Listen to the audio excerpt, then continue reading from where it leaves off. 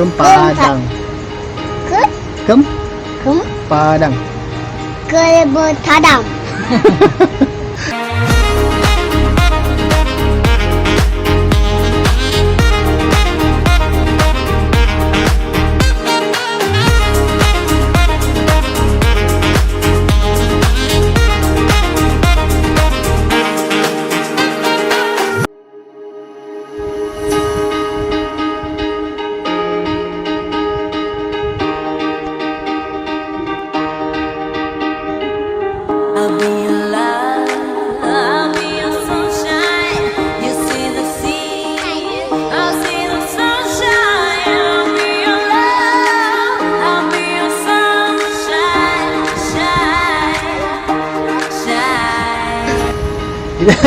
Ya, dah lama kita orang tak. Kan? Berkelah. Ya. So, permit dah lepas. Dah habis bantang. Lagi So, kita ada. dah lama tak berkelah di pantai. Rasa first time lah. Kita rasa macam tu lah kan. Kau Seronok lah. nak? Walaupun kita orang tapau McD je. Dapat kono. Kan dia kan? Seronok dia kan? Jadi kita nak mandi? Mandi. Toyang air tu.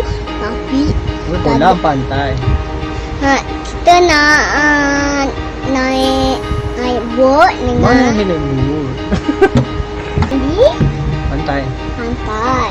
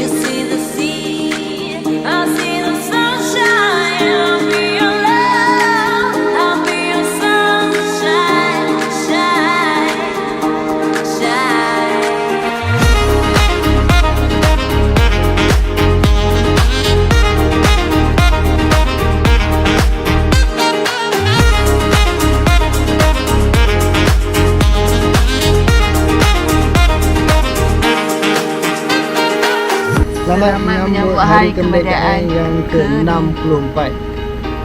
Apa arti kemerdekaan bagi kita? Arti kebebasan daripada penyakit COVID-19.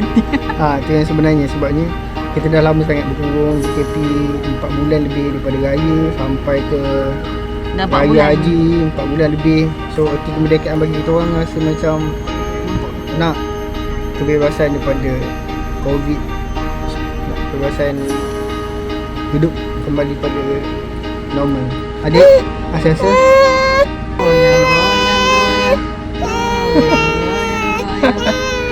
Okey lah. Next, for the next video.